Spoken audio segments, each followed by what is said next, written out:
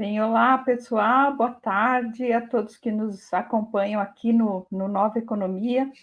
Eu estou aqui mais uma vez nessa difícil tarefa de substituir o nosso querido Luiz Nassif, insubstituível, mas vamos lá. Bom, hoje a gente vai falar de um tema que não é propriamente de economia, mas que tem tudo a ver com o andamento do nosso país e, portanto, também da nossa vida material, né, da nossa economia, que é a luta dos pesquisadores desse país contra a anticiência, né, e contra que é, enfim, promovida e cevada, né, pela extrema-direita, que está em ascensão no mundo todo e aqui no Brasil também. Então, a gente tem aqui hoje o prazer de receber, né? Esse tema também acho que acabou sendo sugerido aqui para nós, porque uma série de eventos aconteceram nesses últimos meses, semanas, né? Que engrossam, né, essa cruzada da extrema-direita pela anticiência. E as pessoas que a gente vai entrevistar aqui hoje, elas são personagens muito importantes dessa luta e desse capítulo, dessa história triste, né, que a gente está vendo aí passar pelos nossos olhos. Então, eu vou chamar aqui primeiro a doutora Luciana Gatti, que é doutora em Química e coordenadora do Laboratório de Gases de Efeito Estufa. Gente, espera um pouquinho. Aconteceu alguma coisa aqui, pera lá. O que houve? Deixa eu... Você me escuta? Eu te escuto. Não sei os demais, mas eu estou te ouvindo bem. Menina, começou a tocar um alarme aqui dentro do... Olha... do foninho. Na hora que você me chamou, falei, nossa, o que é isso daqui? Pessoal, ó, desculpa esse oi desajeitado. Eu queria dizer que é um prazer muito grande estar aqui. Leda, muito obrigada. E que assunto importante da gente conversar, né? Vamos chamar todos os participantes e aí a gente já começa a conversar. Então, temos aqui também hoje, além da Luciana Gatti, que, como eu dizia, é coordenadora do Laboratório de Gases de Efeito Estufa do prestigiado, não sem razão, Instituto Nacional de Pesquisas Espaciais, né? E temos também a Marie Santini, que é doutora em Ciência da Informação e fundadora do NetLab, né, que é um grupo de pesquisa sobre desinformação nas redes. Né? Na realidade, eu entendo assim, se não for isso, depois ela pode me corrigir. Né? Mas é um laboratório que monitora a internet e as redes sociais. Essas duas professoras, duas doutoras, elas passaram por situações nos últimos meses, que eu vou rapidamente contar aqui, para adiantar aí o expediente e botar a par também dessas histórias as pessoas que nos acompanham. Né?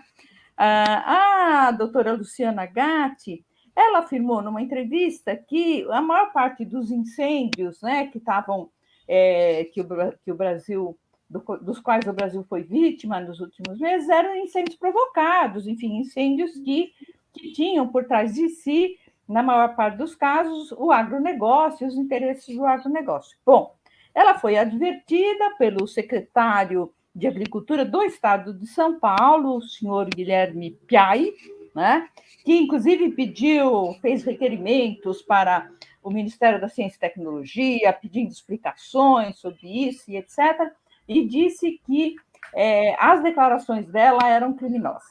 Né? Foi isso que ele falou. Bom, então esse é o contexto de por que está aqui a doutora Luciana Gatti.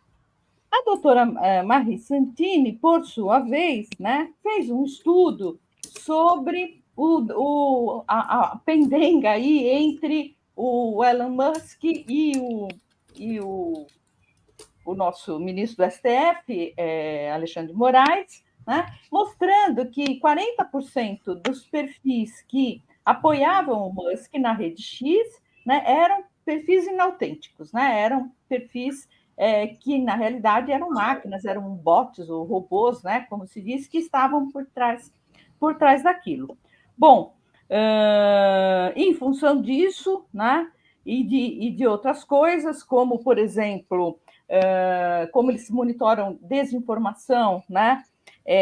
Começaram a ver, por exemplo, postagens contestando a associação entre o aquecimento global e as chuvas no Rio Grande do Sul, né? E outras afirmações sobre essas enchentes, de que seriam castigo de Deus, ou seria uma tragédia planejada pelos globalistas e coisas assim. E ela acabou despertando a ira de um deputado de extrema-direita, o Paulo Van Hatten, né, que disse que o laboratório, na realidade, era um instrumento da repressão à liberdade de expressão, trabalhando a serviço do governo Lula. A coisa escalou tanto, né, que ela acabou sendo convocada para uma audiência pública na Câmara e acabou se criando uma CPI para investigar as milícias digitais do PT. Né? Acho que é isso. Se eu falei alguma coisa errada disso tudo, vocês me corrijam. Mas eu quis fazer esse introito, né, só para contextualizar, só para, digamos, colocar um pouco de recheio nesse contexto que a gente tem, que eu penso que, pelo menos no meu caso, eu nunca imaginei ver nem nos meus piores pesadelos.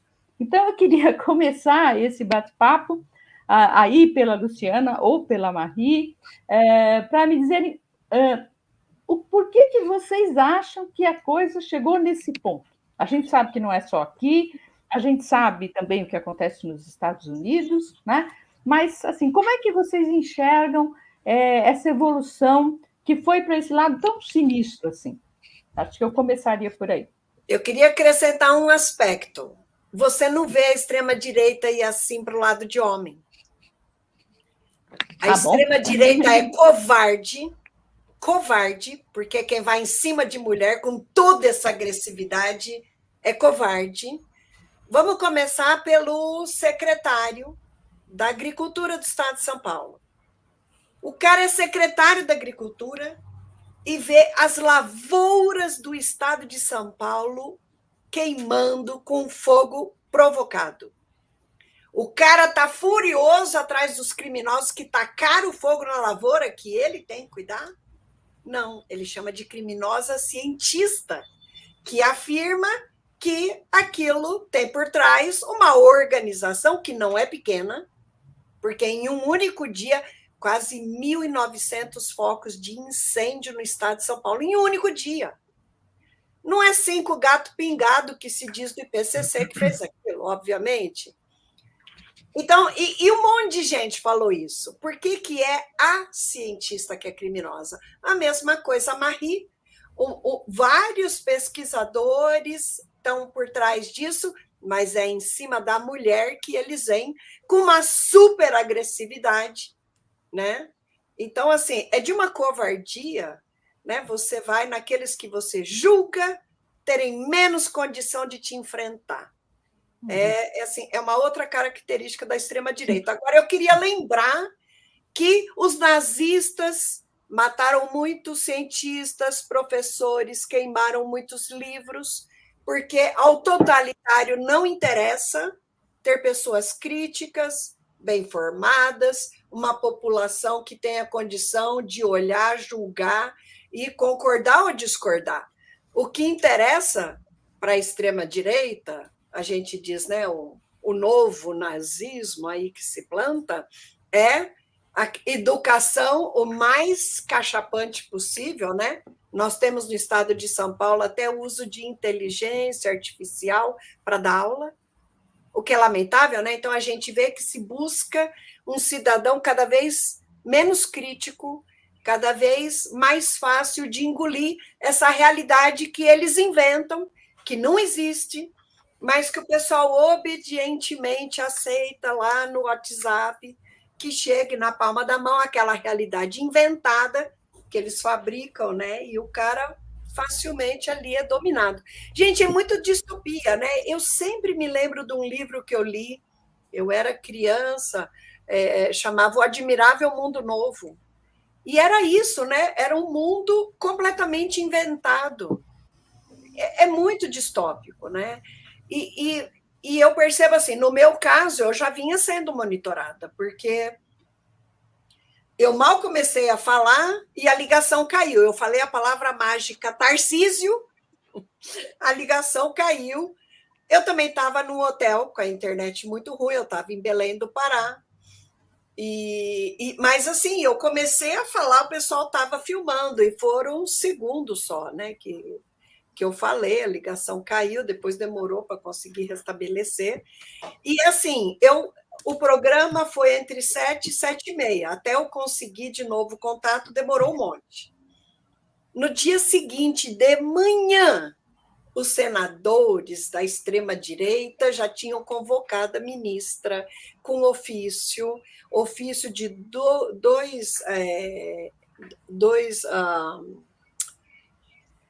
sindicatos, né, de pessoal ligado à produção de cana-de-açúcar. Mas é assim, e eu nem consegui falar tudo, porque eu ia falar do Brasil inteiro, né? Eu comecei a falar do estado de São Paulo porque foi muito chocante. Foram assim, o fogo do estado de São Paulo se concentrou em 3 dias. Mas aí eu falei a palavra mágica Tarcísio, caiu, não consegui falar mais nada, né? Mas a gente tem o Brasil inteiro queimando, e é óbvio que tem cana-de-açúcar, no estado de São Paulo também teve pasto queimando, nós tivemos, sabe, no Cerrado, no Pantanal, na Amazônia, claramente o fogo foi utilizado para desmatar. Então, assim, e tudo concentrado na mesma época, aquilo foi organizado, né? Aquilo não é natural, não tem como ser, e como a melhor defesa é o ataque, e melhor ainda do que atacar é atacar uma mulher para essa extrema-direita, tá aí a salada feita, né? Marie, vamos lá. É um diagnóstico difícil, né? Eu vou tentar pensar aqui junto com vocês uma coisa que eu não elaborei exatamente, porque é muito difícil você sair do seu objeto de estudo e olhar de fora, que a gente trabalha com desinformação, extremismo, etc. Tentar entender, assim, não o meu caso pessoal, mas o que pode ter levado a gente a essa situação que a gente está vivendo, que não é só o Brasil, o mundo inteiro está vivendo isso. Eu consigo pensar em dois grandes fatores, mas eu acho que assim, a ciência sempre passou por momentos de fortes ataques quando a produção de conhecimento científico, com respeito a todo o processo científico, é um processo lento, é um processo de validação de uma comunidade por pares, e tem todo um rigor, etc. Quando se ganha uma massa crítica, um corpo de um novo conhecimento que, de fato, abala os poderes estabelecidos, e isso eu estou falando de política e de economia, ou seja, poderes econômicos e poderes políticos, a ciência é atacada, historicamente. Então, a gente pode lembrar de diferentes áreas do conhecimento que surgiram com queimação de pessoas em praça pública, né? Quando se começa a desenvolver áreas como a própria a cosmologia, a observação do universo, e isso afeta profundamente todo o arcabouço religioso que legitimava um tipo de poder de determinados reis, por exemplo, né? Esses estudiosos foram queimados em praça pública. Então, assim, estava ali, já nesse momento, a ciência produzindo conhecimento que abala os poderes estabelecidos. Eu acho que isso está acontecendo, mas isso está acontecendo de uma forma que eu acho que está parecendo mais extrema, porque agora é tudo muito mais rápido. Então, além de ser tudo muito mais rápido, nós estamos na véspera do fim do mundo. Então, tudo está extremo, né? Tudo está realmente muito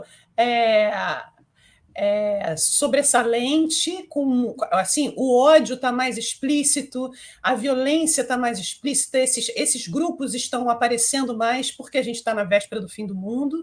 Então, há uma ansiedade, um desespero generalizado de todos os espectros políticos, de todas as pessoas que estão sentindo isso do ponto de vista ambiental, do ponto de vista econômico e do ponto de vista das ideias também, das discussões, da possibilidade de debate público, que está realmente se degradando de forma muito rápida, e isso tem a ver com as redes sociais, tem a ver com a tecnologia e tudo mais. Então, acho que esse é um ponto. Eu acho que o segundo ponto é que a ciência nunca avançou tão rápido.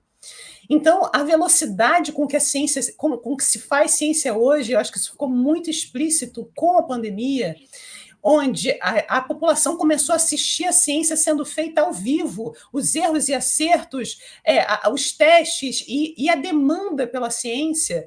Aí esse ataque à ciência ele tomou uma proporção que hoje em dia todo mundo sabe do que se trata, todo mundo já assistiu isso, todo mundo já teve contato com uma pessoa que é negacionista, que ataca a ciência, ou que, enfim, estava diante desse debate. Acho que a pandemia ainda acelerou mais ainda. E a ciência foi capaz de responder, né? Senão a humanidade poderia ter entrado realmente num colapso jamais visto, e foi a ciência que salvou. Né? A gente, lógico que demorou, mas para o período da ciência foi zero, foi nada, foi muito rápido. 2 anos você conseguir vacinar o mundo, desenvolver uma vacina e vacinar o mundo, foi realmente um feito científico muito impressionante. E é isso, a gente está abalando os poderes estabelecidos. Então, eu acho que é muito interessante o perfil que vocês chamaram hoje, porque são 2 mulheres, como falou a Luciana, que, claro, são os alvos no mundo inteiro do ataque à ciência. Existe uma misoginia muito explícita nesses grupos políticos, mas na ciência também. E os 2 grandes problemas do mundo, segundo o Fórum Econômico Mundial. Né? Hoje está, segundo o Fórum Econômico Mundial, o problema número 1 do mundo, nos próximos 2 anos vai ser desinformação, mas nos próximos 10, a desinformação cai para a 5ª colocação e a questão ambiental passa a ser a primeira. Né? Então, a gente está aqui juntas no fim do mundo. Diga, João. Eu queria, primeiro, dizer da minha alegria de estar num programa ancorado pela Leda, com 2 pessoas por quem a gente tem extraordinária admiração pelas coisas que vêm fazendo. Né? Luciana, eu queria discordar um pouquinho só de você, para dizer o seguinte: o ataque às mulheres não vem da fragilidade das mulheres, vem do fato de que eles não conseguem reconhecer a força e o protagonismo das mulheres. É desconfortável para eles. Não é porque o fato de que vocês estão aqui num programa excepcional, falando de temas que incomodam gente bruta, boçal, estúpida. O fato de que vocês estejam aqui mostrando o quão errados eles estão nesse assunto é muito incômodo, né? E ninguém deu para vocês esse espaço. Vocês conquistaram. A gente sabe, todos nós que, enfim, temos um mínimo de sensibilidade para esse assunto, nós sabemos o quão foi difícil para vocês conquistarem isso. Né? Então, a primeira observação é só para dizer do nosso reconhecimento pelo fato de que, enfrentando todas as dificuldades, vocês foram lá e apontaram o dedo para o problema. 2 semanas atrás, nós tivemos aqui uma pesquisadora da Universidade de Brasília, a professora Bustamante, que terminou a última fala dela, mais ou menos, não está entre aspas, mas dizendo o seguinte: acho que o latifúndio é incompatível com a sustentabilidade ambiental. Eu não queria pedir, Luciana, a tua opinião sobre isso, eu queria perguntar para a tua pesquisa se a tua pesquisa sobre gases permite dialogar com essa proposição da professora Bustamante. Exatamente esse é o problema deles, né?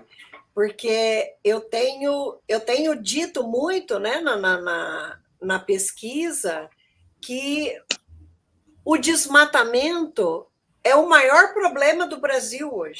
A gente viu claramente, a partir de 2019, como esse projeto de Brasil Fazenda do Planeta desequilibrou completamente o equilíbrio climático, né? Desequilibrou o equilíbrio, é horrível, né?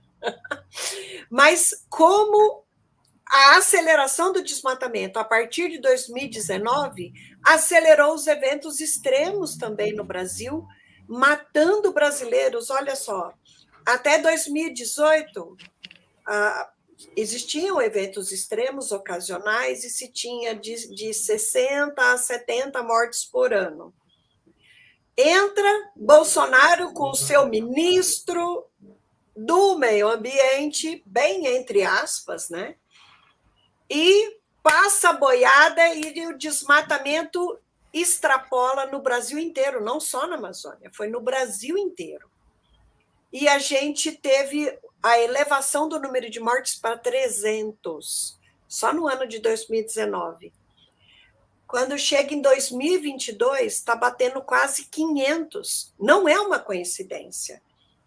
Porque a vegetação, a natureza, ela faz parte do equilíbrio climático. E na medida que a gente perde a vegetação, e é basicamente isso que eu tenho dito, né, nós estamos tornando esse período, que aqui é inverno e lá na Amazônia é estação seca, cada vez mais seco, mais quente, a floresta mais inflamável e ainda acelerando os eventos extremos. Então, esse projeto de Brasil Fazenda do Mundo está levando o Brasil ao colapso, está aumentando o número de mortes e está levando a gente para uma catástrofe sem precedentes. Porque, vamos falar de economia? Imagina esse Brasil tão baseado no agronegócio tendo uma quebradeira generalizada por falta de chuva no agronegócio. Vai ser, assim, uma catástrofe. Esse ano, em parte, a gente já está vendo isso, não estamos vendo muito por conta das queimadas. Isso é estranho, não é? Que coincidência, né? Mas já está, essa seca, obviamente, reduziu bastante a produtividade. Já existe um prejuízo. E aí, o que acontece? O alimento, então, eles, por um lado, quebram, estabilizando completamente a economia do país, e, por outro lado, o alimento mais caro no supermercado, população passando fome. Então, assim, eu tenho dito contra esse projeto da economia baseada no agronegócio direto, e já tem uns 3 anos que eu estou nessa. Então, assim, eu entendo por que eu incomodo tanto, porque eu realmente digo, esse projeto está nos levando para o colapso. E tudo que eles querem é desmatar cada vez mais. Então, assim, sabe, o que precisa mais acontecer? Eu sempre pergunto, quantas pessoas têm que morrer para convencer essa elite de que nós temos que mudar? É uma loucura isso, né? É inadmissível para alguém que está lá com os dados científicos, está chegando, está trazendo. Nós sabemos que isso implica em morte de brasileiros, em catástrofe para a população mais pobre, e eles continuam lá. Se eles têm o seguro, está tudo muito bom. Né?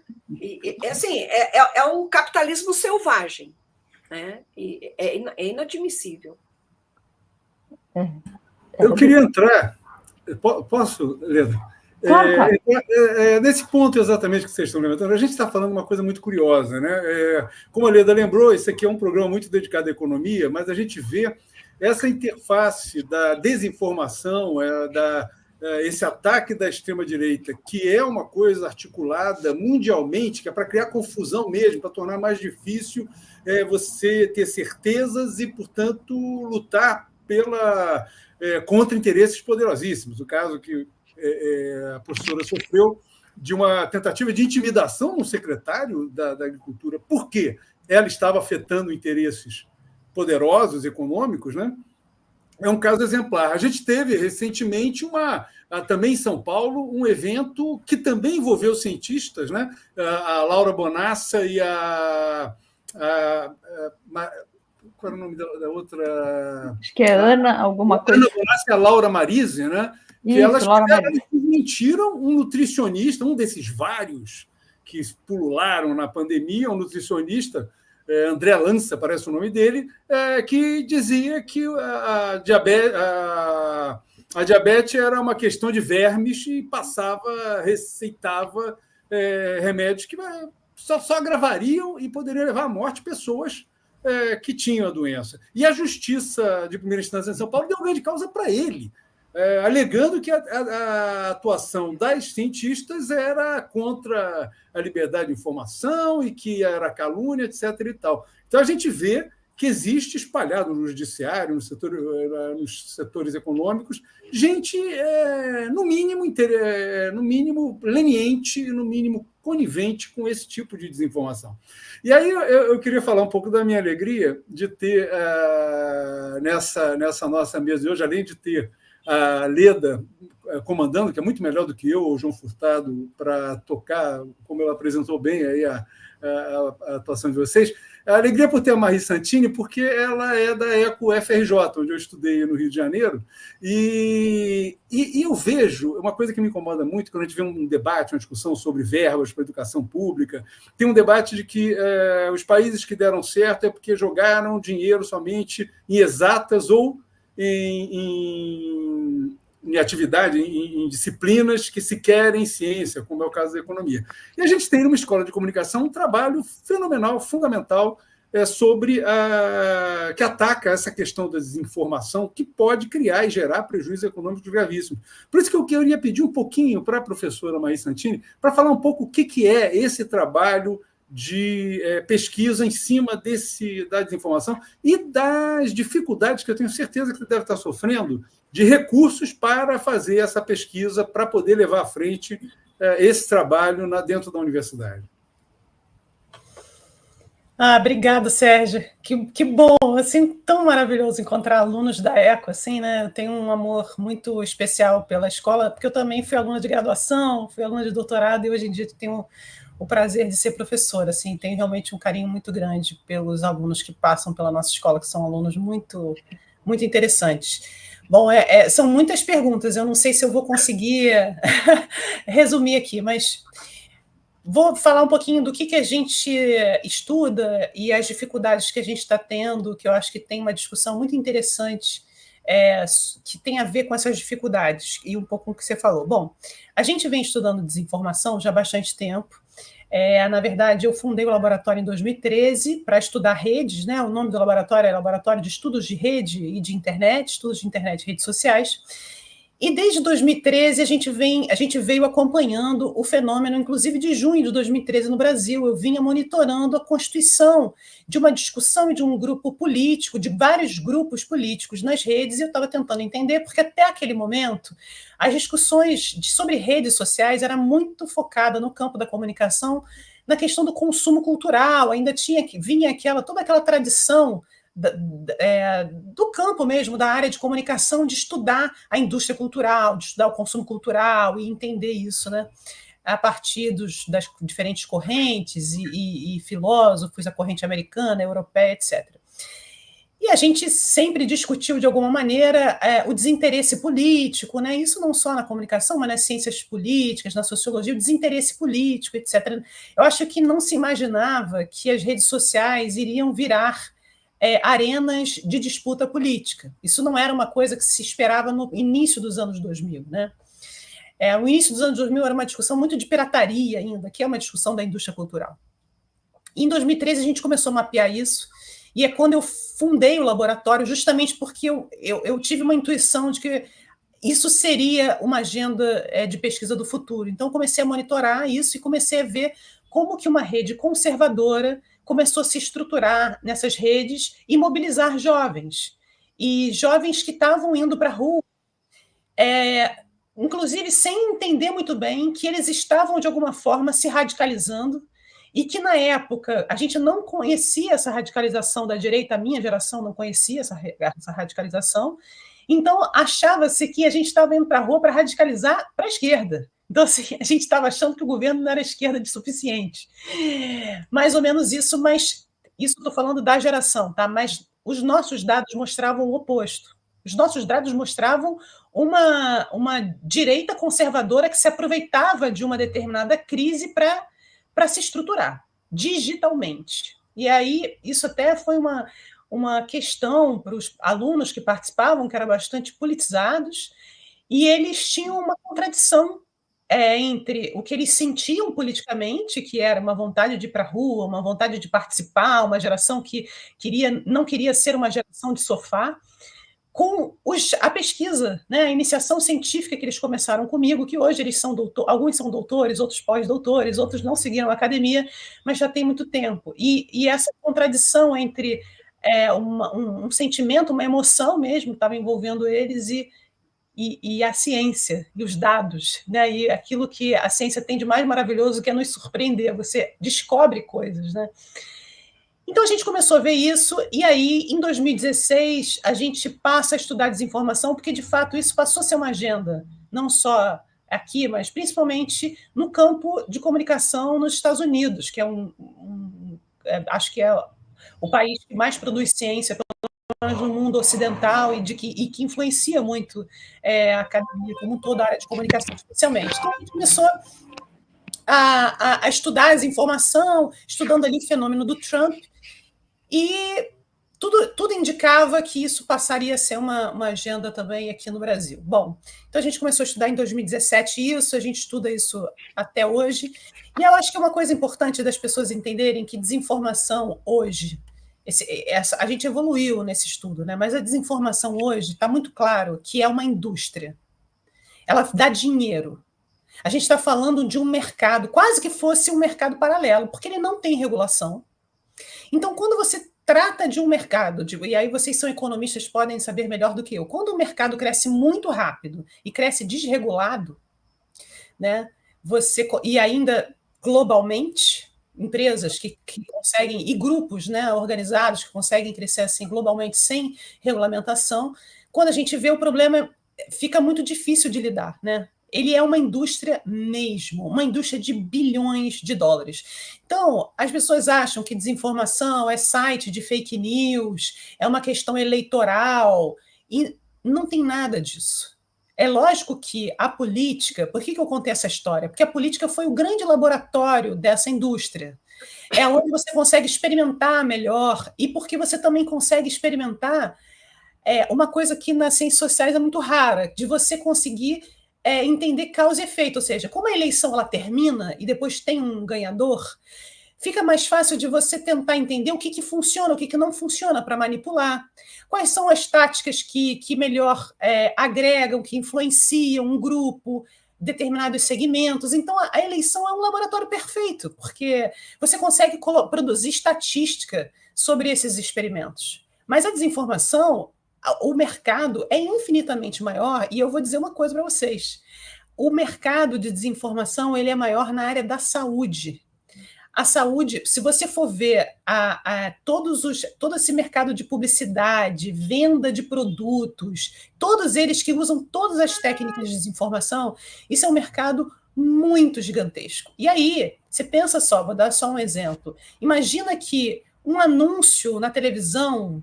Anúncio não é uma coisa regulada, mas a Anvisa tem que controlar se você vai fazer anúncio de um remédio, se pode, tem uma série de regras e parâmetros e critérios, etc. Na internet não tem nada. Não se respeita nada. O remédio não precisa nem existir. O tratamento não precisa ser nem válido. Então, as pessoas hoje estão... E as pessoas cada vez mais buscam informação, por exemplo, nas redes sociais, na internet, TikTok virou o Google da nova geração, e a gente está diante de um problema muito gigante que pode afetar a integridade emocional das pessoas, a saúde, pode levar as pessoas à morte, a questão financeira e, obviamente, a questão ambiental, que é uma questão coletiva, que também está nesse meio e é muito instrumentalizada todas essas técnicas que eu estou falando para os interesses econômicos dos grupos que querem a desregulamentação ambiental e estão avançando nessa agenda, porque, enfim, acham que eles estão mais preocupados em enriquecer do que salvar o planeta. Então, mas é um tema muito grande, assim. Eu queria fazer uma pergunta, mas que eu acho que a doutora Luciana também terá... enfim, observações a colocar. Você fez uma afirmação agora que me deixou bastante surpresa, né? Porque você disse o que está em jogo na desinformação, antes de mais nada, é uma indústria, né? Quer dizer, independentemente, digamos, do conteúdo da desinformação, é a indústria em si que é importante, porque são bilhões em jogo, venda de produto, etc.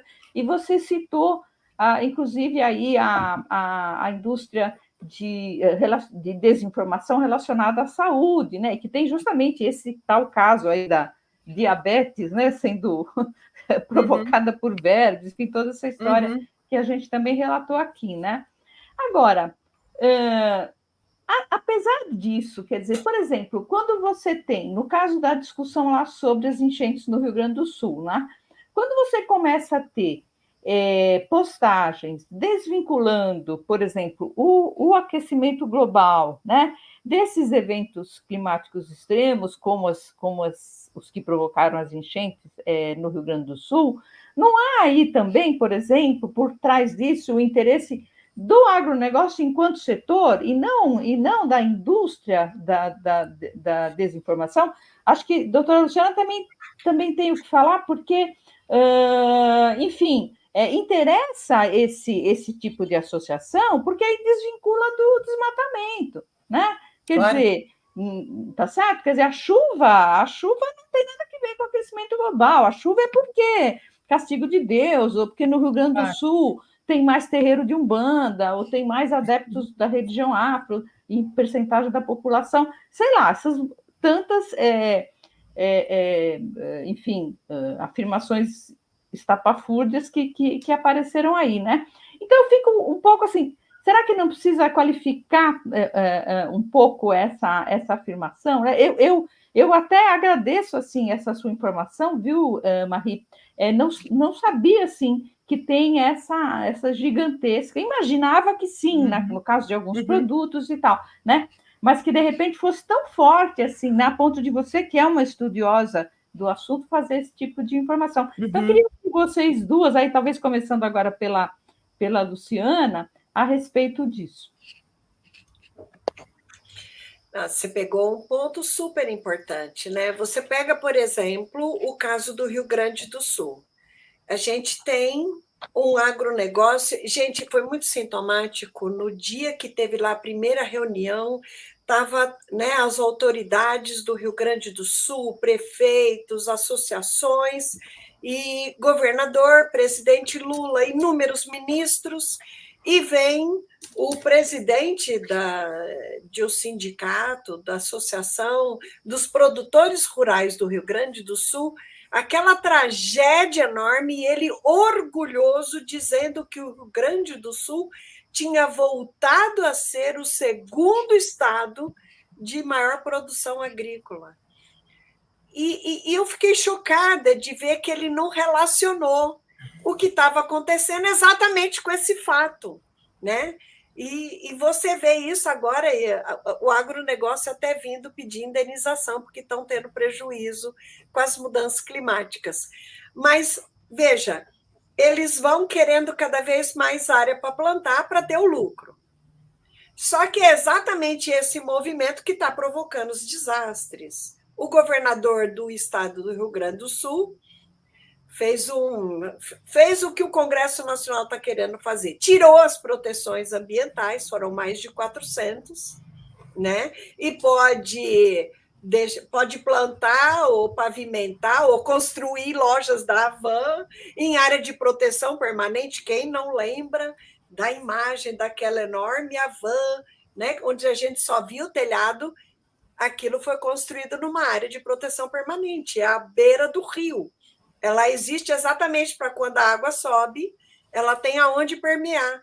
Mas na medida que você vai e pavimenta, a água não tem onde permear. Então, assim, as pessoas, se elas tivessem acesso à informação, elas teriam entendido que quem provocou aquela tragédia foram as pessoas que estavam como gestores públicos e tomaram a decisão de derrubar as proteções ambientais, de impermeabilizar áreas importantes para receber, né, porque ali é uma bacia, aquilo vai inundar, né? O prefeito lá entregou para a iniciativa privada, deixou de manter funcionando a tais das bombas, e está agora o predileto para ganhar a eleição. Então, veja, a desinformação é uma ferramenta para esses caras continuarem barbarizando e as pessoas continuarem sendo iludidas e deixando eles continuar barbarizando. Eles estão defendendo o interesse de um setor, né? O poder público está todo em benefício de um setor, né? Você pega o que aconteceu comigo. Quem que é que veio me agredir? É o secretário da Agricultura, né? Então, assim, existe um setor, infelizmente, a gente hoje tem no Brasil, esse Brasil quase que voltando para o feudalismo, né? Latifúndio, latifúndio, latifúndio, e a gente está com essa monocultura gigantesca, que não é só um problema ambiental, é também um problema de saúde, é um desequilíbrio da biodiversidade, e um problema de saúde porque dá-lhe veneno, né? O consumo de venenos como insumo agrícola cresceu muitas vezes mais do que cresceu a área agriculturável. Hoje o Brasil, se não me engano, é o segundo país em consumo de veneno para a agricultura. E nós não dobramos a área, nós não temos uma área de agricultura proporcional a esse nível de crescimento. E aí as pessoas estão adoecendo de câncer, e cadê essas estatísticas? Não saem. Cadê as estatísticas dos funcionários das fazendas que têm um índice de câncer enorme? Não sai, né? Então, assim, existe um domínio econômico onde para eles só interessa o lucro, e a internet, a desinformação, não a internet, né? A desinformação é uma ferramenta de poder, né? E aí eles usam a própria ferramenta para denegrir as corajosas mulheres que dizem o que tem que dizer. Não é verdade, Maria? Vou só complementar, concordo com tudo, complementar seu comentário, professora Leda, que assim, eu quis chamar atenção a um outro lado da história, mas, de fato, existe uma indústria para ganhar dinheiro em si mesma, com a desinformação em si, né? Com a desinformação enquanto negócio, mas ela também está a serviço de outras indústrias. Então, ela está disponível, né, para que você compre esses serviços, para que você use essa infraestrutura também disponível para outros setores, outros interesses. Então, a desinformação não está, ela está a serviço de interesses políticos e interesses econômicos, mas, de fato, o que eu quis dizer é que hoje existe uma infraestrutura de um setor que pode ser usado por outros para avançar suas pautas. Eu digo Elon Musk, né, mãe? Pois é. Esse é um exemplo que a gente precisa chamar atenção. A gente tem um dos caras mais ricos do mundo que compra uma plataforma, ele entende a importância dele ser o dono da plataforma, dele programar o algoritmo segundo seus interesses, e ele dissemina desinformação diariamente. E ele aperta os botões para que a maior quantidade de usuários dentro da plataforma dele receba aquilo como mais relevante. E a gente está assistindo todo mundo isso diariamente, né? Ficamos aí um mês de detox e agora voltamos a ver o dono da plataforma disseminando desinformação diariamente para a gente. Leda, eu queria interagir com essa última colocação da Marie. Nós sempre vimos a imprensa, vou chamar de tradicional, reagir a qualquer tentativa de regulamentação. Eu pergunto para você, Marie, essa imprensa se arrepende de não termos hoje um mecanismo que a proteja da confusão que existe entre uma informação que pode ser discutível, mas que é séria, dessa indústria da desinformação que você descreveu tão bem? Olha, eu acho que não chega a ter um arrependimento, não. Porque eu acho que os tempos são outros, né? Eu acho que... Estou falando do Brasil porque os países, essa questão muda muito, né? Mas no Brasil, acho que pós-88... Eu acho que os grupos de imprensa, né, os grupos que estão envolvidos com o setor de comunicação e de mídia, tinham muito medo do governo, né? Assim, ai, meu Deus, vai me regulamentar. E a América Latina tem uma história que nós, por exemplo, várias ditaduras, né? A gente tem uma história onde temos medo desse tipo de... Alguns grupos têm medo da interferência do governo nos negócios, medo da interferência do governo na liberdade de expressão, o setor de mídia também tinha medo. Só que agora, o que está acontecendo? A gente tem empresas que não são brasileiras, empresas americanas, empresas chinesas, que sequer precisam ter representação no país para atuar aqui, para vender seus serviços, para captar a atenção, para pegar os dados dos nossos usuários. A gente sequer entende se elas pagam os impostos necessários, porque os negócios na internet não necessariamente você consegue arrecadar e são fáceis de serem controlados, principalmente se elas não têm representação no país, e que se tornaram mais poderosas e mais ricas que muitos estados-nação. Então, hoje, a gente não consegue, nem se quiser, regular como país. A Europa só conseguiu regulamentar, né, ela tem uma regulamentação de direitos de serviços na internet, uma regulamentação que foi aprovada em 2022, porque ela se juntou enquanto bloco. Então, é a União Europeia que conseguiu uma primeira regulamentação no mundo, e eles têm uma tradição de regulamentação. Mas aqui, eu acho que a gente está vivenciando, inclusive o que a gente vivenciou no ano passado, da tentativa da aprovação da PL 2630, das fake news, da articulação que essas big techs conseguiram fazer muito rapidamente, mostra que o cenário é muito diferente, e agora talvez nem o Estado, e a gente está vendo o caso do Elon Musk também, com Alexandre de Moraes, STF, talvez nem o Estado mais consiga controlar essas empresas. Então, não acho que tem arrependimento, não, mas eu acho que tem um novo capítulo que a gente está vivendo. Queria só fazer uma observação, que eu acho que no caso da que me lembrei agora que ia comentar e não falei, no caso dessa nutricionista, entre aspas, desse nutricionista que vinculou a diabetes aos vermes, e a juíza lá do TJ de São Paulo deu ganho de causa a ele, né? Eu li, espero que seja verdade, que o STF anulou essa sentença, ainda bem, né? Então, enfim, para a gente não ficar também tão, né, desolado assim com essa história toda, com esse cenário todo, né? Esse cenário realmente... anulou e desculpa, Leda, anulou e com a boa argumentação de que é fundamental, faz parte do princípio básico de informação do cidadão, uma boa informação de saúde, né? Pelo menos isso.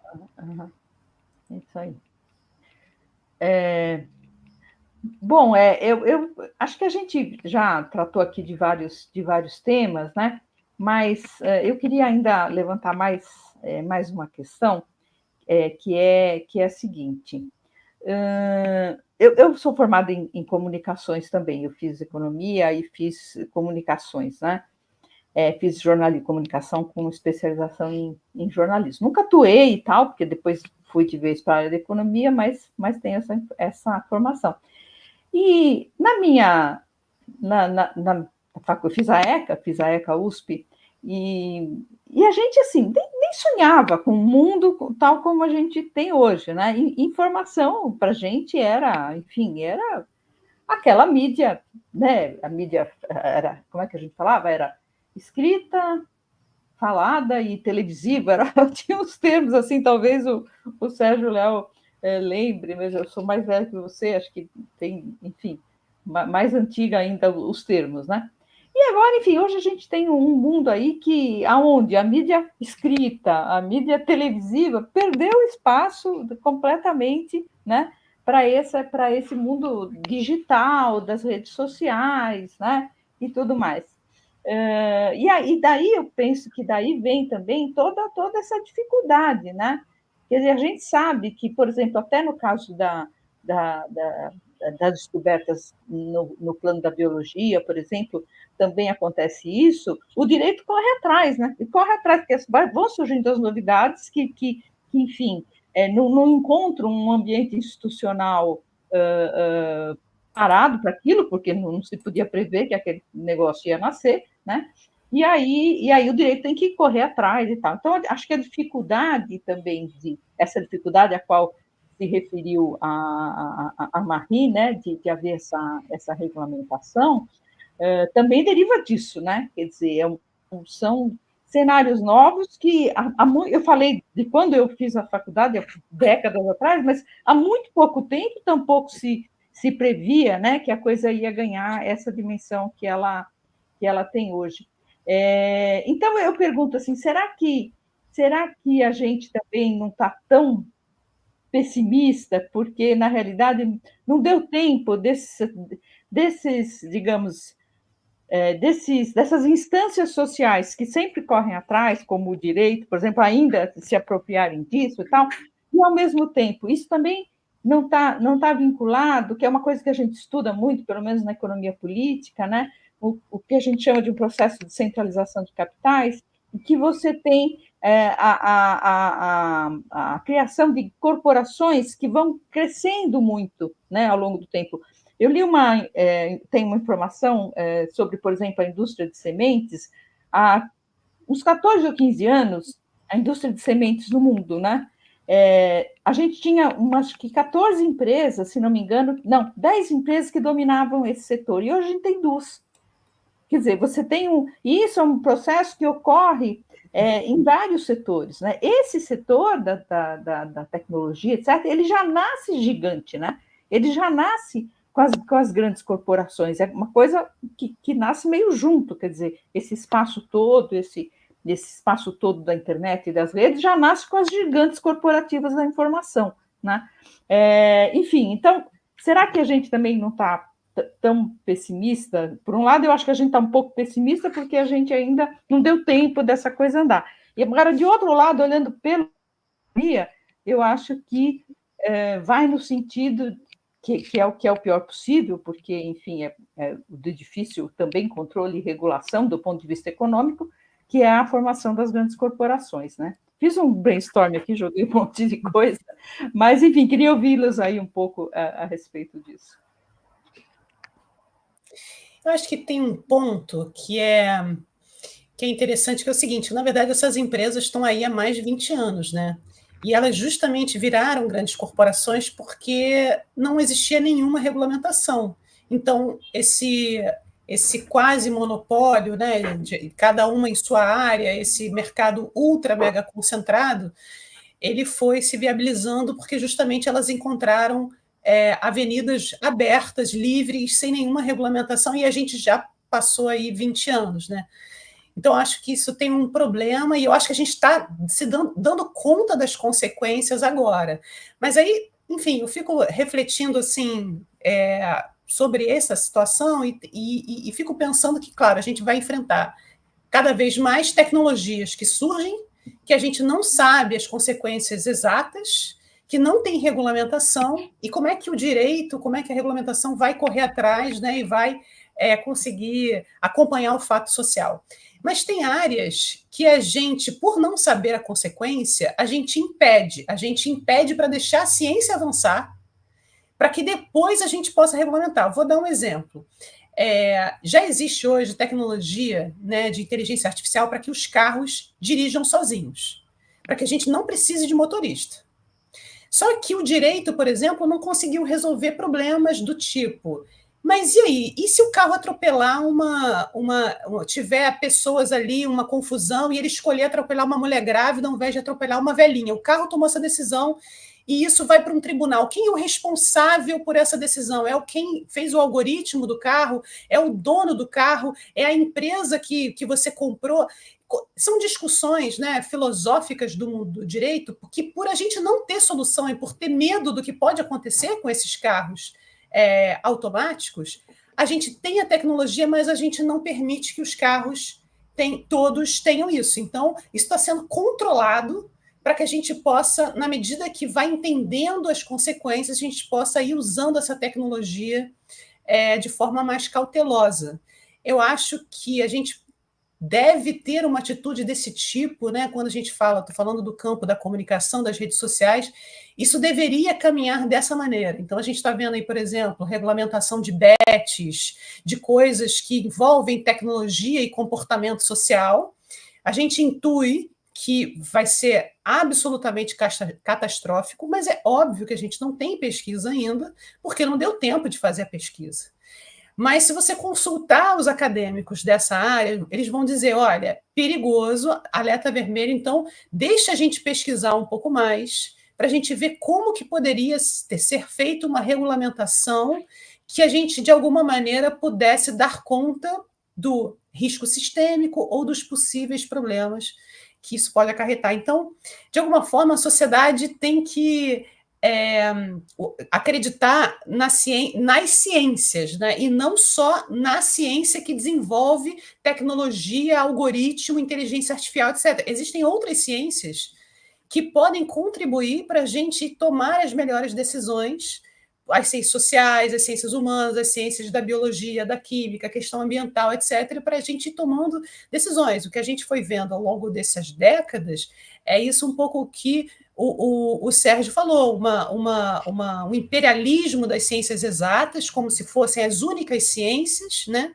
Exatas, especialmente aquelas que trabalham com inovação e tecnologia, como se esse tipo de desenvolvimento tecnológico de IA, de computação, fosse a salvação da humanidade, e o que a gente está vendo é que pode ser o maior problema da humanidade, porque a gente não conseguiu ter pensamento crítico sobre isso, só um otimismo ingênuo, e não, a gente sabe que não é ingênuo, né? Financiado por essa indústria que queria crescer sem restrições. Professora Luciana Gatti, uma pergunta, dá para responder em 30 segundos, se você quiser. O Brasil tem instrumentos técnicos e legais para coibir os incêndios criminosos, sim ou não? 2012, o agronegócio já tinha entendido que ele tinha que estar no poder para continuar o seu projeto, e ele entrou firme dentro do governo da Dilma e está cada vez maior no Congresso Nacional. Mas 2012 foi feita a reforma do Código Florestal. Dentro dessa reforma, foi colocado ali questões que dificultaram a penalização de quem provoca o incêndio florestal. Então, ficou mais difícil se punir usando essa ferramenta, né? E o pior é que a gente está caminhando para cada vez pior, né? Porque esse Congresso aí está destruindo a nossa legislação ambiental, as proteções ambientais, e uma a uma eles vão lá derrubando, né? É o Congresso do fim do mundo, literalmente, né? Mas eu queria aqui fazer o meu brainstorm. Eu queria aqui compartilhar com vocês a minha teoria para o que está acontecendo. Como uma cientista climática, eu vejo de maneira assustada que as mudanças climáticas estão cada vez mais aceleradas. Nós estamos vendo uma aceleração do aumento de temperatura nos oceanos, na temperatura global, extremamente mais acelerado do que os modelos previram. Hoje, a gente pode falar tranquilamente de que os modelos de previsão do IPCC foram tremendamente conservadores. O que nós estamos vendo hoje de mudança estava previsto para daqui muitas décadas. Agora, eu não ouvi falar de nenhuma previsão que a Amazônia é seca. Com os rios da Amazônia seca do jeito que estão, né? A Miami acabou de, né, a Flórida acabou de ter um evento extremo e já teve outro. Então, assim, o que a gente está passando é tremendamente pior. E quem manda no mundo, que é quem tem dinheiro, não quer mudar nada, né? Eles continuam cada vez emitindo mais, cada vez desmatando mais, continuam tirando o que eles podem. Então, assim, a minha teoria, a minha hipótese é de que essa turma que, na verdade, manda no planeta, os donos do dinheiro, como exemplo aí os seus Elon Musk da vida, estão dando jeito de implantar no mundo uma ditadura global, porque nós vamos caminhar para a barbárie. Imagina isso daqui em acidentes homéricos feito Florianópolis, feito o que está acontecendo agora na Amazônia, uma quebradeira geral de comida mais cara. Gente, o que vai acontecer, né? Então, eu penso que eles estão se protegendo disso e montaram esse grande mecanismo de domínio, né? As fake news, a internet, com essa máquina de desinformação, é uma maneira de domínio, onde você coloca lá o que você quer que eles acreditem, e a coisa é feita de uma maneira, com tudo quanto é tipo de ciência, né, neuropsíquica, emocional, mental, e que as pessoas começam a acreditar naquilo. Então, é uma maneira de domínio. E você vê que essa máquina ela é mundial, ela não é só brasileira. As mesmas fake news daqui são em outros lugares do planeta também. Então, assim, existe um poder financeiro gigantesco por trás disso, né? Eu não acho que é só um problema local, um interesse aqui e ali. Então, eu acho que o que está por trás é um plano de ditadura global, né? de totalitarismo para enfrentar a barbárie que vai chegar. Porque se a gente não faz nada, se a gente não reduz emissões, se a gente não muda a maneira como nós produzimos energia, como nós produzimos alimento, como nós consumimos, como nós construímos as nossas casas, as nossas edificações, se a gente não mudar muito isso, nós vamos caminhar para um colapso. E a turma que manda não quer que muda nada, porque eles querem continuar mandando. Então, essa é a minha hipótese. Tá bom. Bom, gente, eu acho, obrigada aí, Luciana, a gente precisa botar todas as cartas na mesa, né? Afinal das contas, a situação exige, né, que a gente ponha os neurônios para funcionar e agir, né? Então, eu queria agradecer imensamente a participação da Luciana e da Marie, acho que foi um debate muito rico, e também a participação do João e do Sérgio, e até o próximo Nova Economia, e boa noite a todos. Obrigada, o tempo foi curto para tanta conversa, mas pois é. A pena de ter que cortar aqui, mas foi muito bom. Tchau, obrigado. Gente, boa noite, até mais. Tchau, tchau. Tchau. Tchau, tchau.